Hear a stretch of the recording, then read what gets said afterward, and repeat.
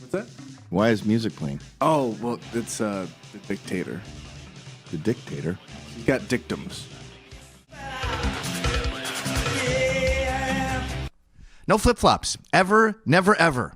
Not even on the beach. When you go to the beach, you wear your Chucks on the hot sand till you get to your area, take off your Chucks, and then you can go barefoot on the not hot sand into the water back and forth. That and I know people say, well, Gav, I get your no flip-flops thing. It does look gross in the city with syringes and shit everywhere, but the beach is an exception. No, there are no exceptions. I am done with men's toes for the rest of my entire life. I am sick of suffering through New York City in July and seeing men's hairy toes everywhere and the bottom of women's feet go black with their stupid, disgusting fucking flip-flops and no shower shoes. What are you doing with slippers on? Are you going to the showers at Rikers? Is that what's going on? Why? And then you're uncomfortable with your shower shoes, so you wear little women's bobby socks, little ankle socks. What are you, a fucking lazy fat chick? No more shower shoes. What if someone slaps your girl? What if you got to run away from cops? The fuck are you doing with those stupid shoes? Now, I know a lot of you are thinking I'm going to say no shorts. No, I'm not an asshole.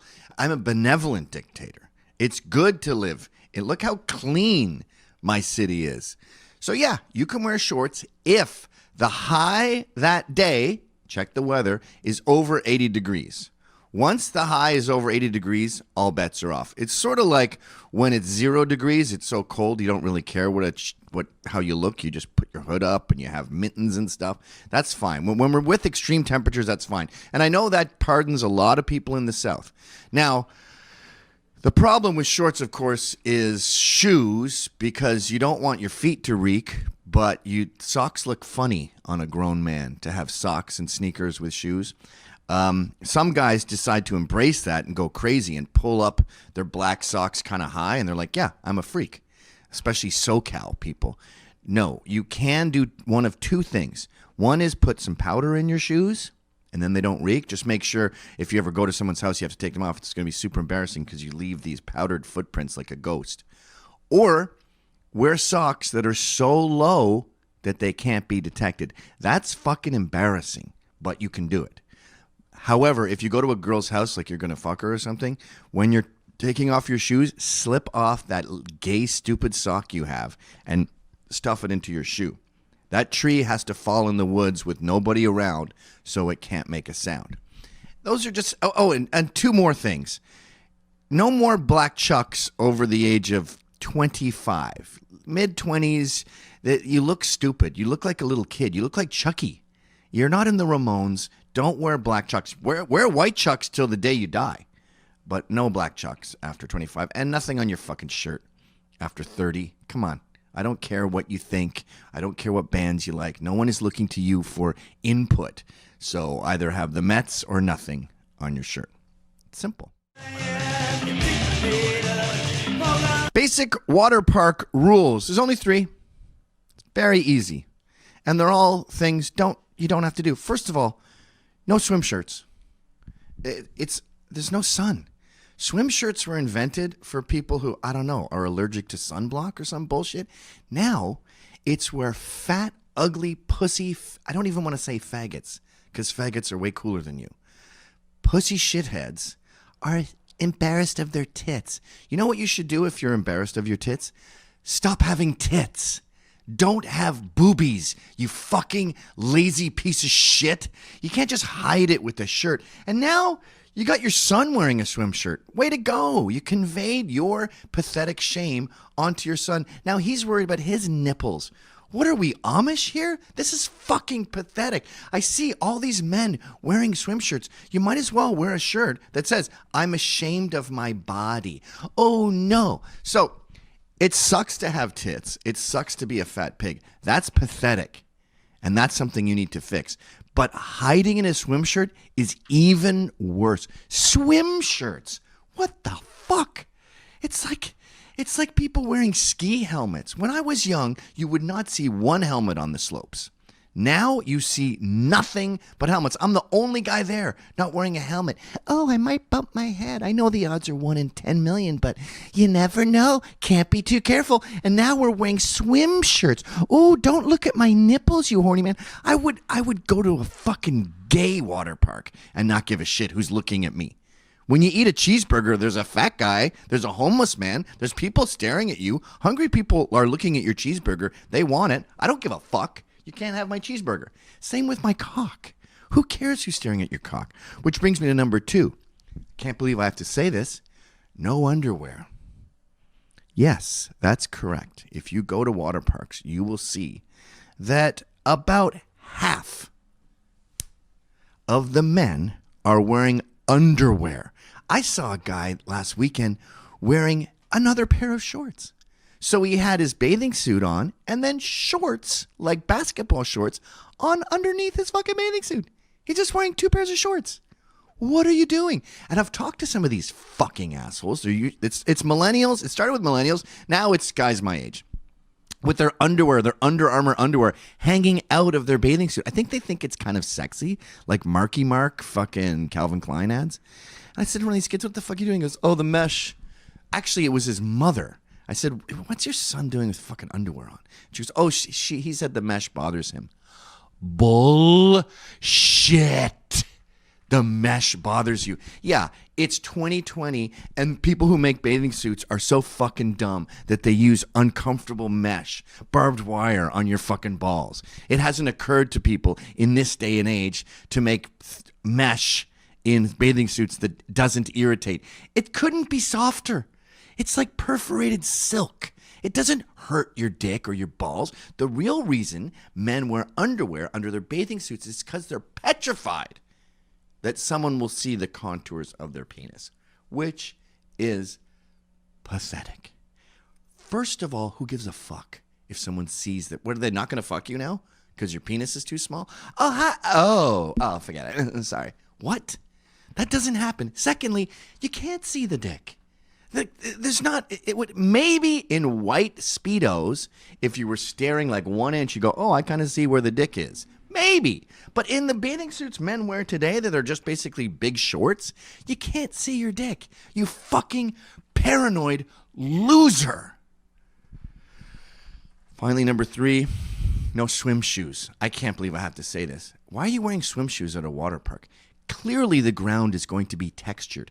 They don't want to get sued. So no one's going to make a water park where the ground is like marble or slippery linoleum. That's hard to say. Slippery linoleum.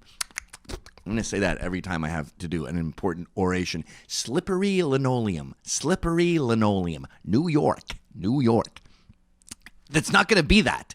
Because people would slip and fall and the place would get sued. That'd be the end of them. So just by the very nature of it being a water park that has people in it, you know that the floor is going to be grippy. There's little kids running around. It's some of the grippiest floors I've ever walked on. And you have aqua shoes? Like, there might be an argument for aqua shoes in Costa Rica during rainy season if you're walking up a river.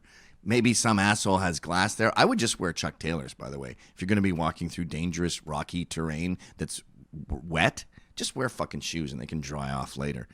But aqua shoes at a water park? I've even seen, I'd say he was 14 or so, wearing a fucking swim shirt, underwear, and aqua socks. All right, movies. You've become an integral part of our society. It's what married couples do on date night. We go see a movie. It's a great way to bond with the kids. It's a great way for young people dating to spend some time together. They're here to stay. So I'm going to have to institute 3 rules for movies starting now. Number 1, no more logos at the beginning. I don't fucking care what production company. Am I shopping for production companies? What percentage of the people watching the movie are considering production companies? Should I go with Neon Entertainment or Carly Brothers? Let me watch their dumb little short. And so we see your stupid fucking logo that no one gives a shit about. Stick it in the credits. So if someone really curious can, I don't even know why there's credits in the first place too. Oh, that was the key grip? Surely it should just be a PDF that you could order online if you're that 0.00001% of people who give a shit who worked on the fucking movie. But we look at your dumb logos at the beginning. Oh, great. Okay. Hey, it says neon and it's written in neon. Whoa. And then it says, then during the beginning credits, we have to see it again. It says a neon production in association with Carly Boys Production. And now the logos I just saw are written out in a different font. Fuck off. I don't want to see that. Just start the movie, for crying out loud. Number 2, I'm done with the uppy downy volume shit. Okay? You have some quiet couple having a whispering thing, and I got to turn it up. My wife's deaf. And then a train comes by, and I got to run, grab the remote, and turn it down. I'm sick of all this quiet, loud, shaking the whole fucking house. Our speakers are on the ceiling. So when you have a train going, gah, there's a train in the house. The dog starts barking. Fuck off. Number 3, all movies are now 1 hour and 20 minutes max. No more fucking Irishman. It's become a homework assignment. We can't even get through them. Like if I want the kids to go to bed at, say, 9, I got to start the movie at like 6 p.m. So we're rushing through dinner to get ready for this movie. Better hurry. Actually, let's skip dinner and we'll just make popcorn. We got to get this movie in. Fuck that. No one has 3 hours to spare. Every human being likes an hour and 20. That's why Get Off My Lawn is just over an hour, because that's a normal amount for a thing. 3 hours is not a normal amount for a thing. That's like a pretty good nap. Yeah, no more rescuing sharks on the beach. That's a predator. It's going to bite my kids. Let it fucking die. I don't understand why people sit there with water buckets, pouring it on a shark and trying to get him back in the water. So you can do what? Bite my kid? No. He stays here. He drowns, or whatever fish do when they're not in water.